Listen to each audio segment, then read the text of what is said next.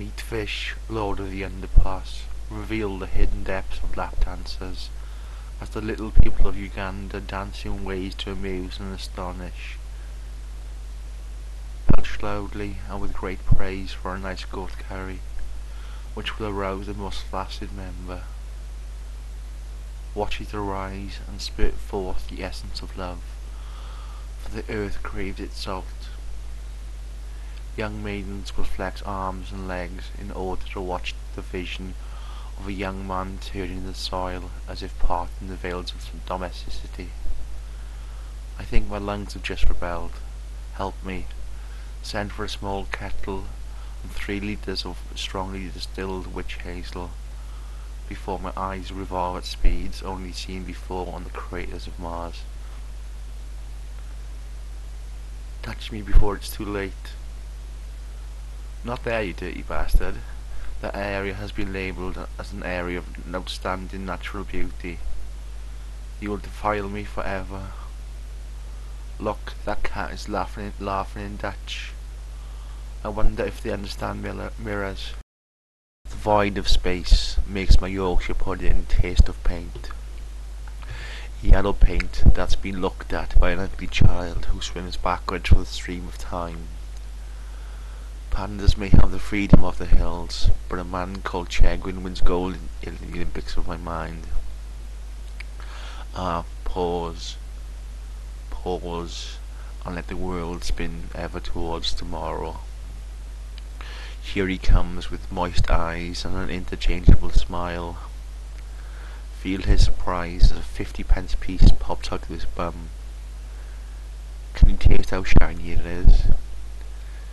His mother made smashing pasties, before the swordfish incident that made her forget all the lyrics to Christa Berg's back catalogue.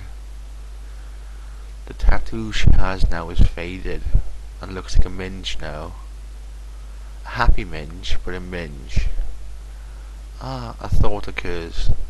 The canals of feedback echo endlessly in the minds of bridges, as the wind fondles their sex, and the death scream of a cabbage hurts the very river over which the bridge spans. I was once very close to an orange called Clive, who used to write its tipster for the Racing Post.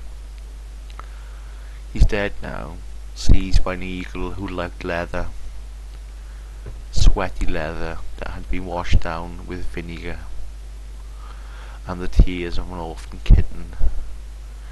In another time, another place, a ladder falls, squashing flat the chilled breath of an anxious slug. A sandwich dropped in Frankfurt arouses the passions of a slightly backward spring, who spends his time dreaming of rest and blondes. The trampoline of employment makes a dash for the open door, only to be denied by some coleslaw that's been prepared in darkness and with much love by an eavesdrop's conversation about the inner workings of a Sony Walkman once used by Michael Jackson. The dreams of the bones of the world are made apparent to me when I drive in Spain. I'm not supposed to, not with my medulla oblongata. Oh, with the stench of architecture is overpowering. I blame Will and the indecision of Churchill over which pattern of wallpaper he wanted for his coffin, as flames engulf the tea rooms of Penrith, and as carbon turns to gold, and the poorest clap their hands to the tunes of the slaughters of pigs and pheasants. Clouds become heavier than Americans, and the purity of clowns are questioned by the make-believe animals of yesteryear. Pause, and let the world spin ever towards tomorrow. There he goes in his ratskin hat. Candles of fat burn in the caves of desperation. The light does nothing, achieves nothing, just burns and burns until it too is extinguished. The party is out of control, and the salsa is loaded with drugs that make sex possible for even the ugliest. Not you, though. Not with your attempt at breaking the hot dog eating record in your youth. The world has not forgotten you.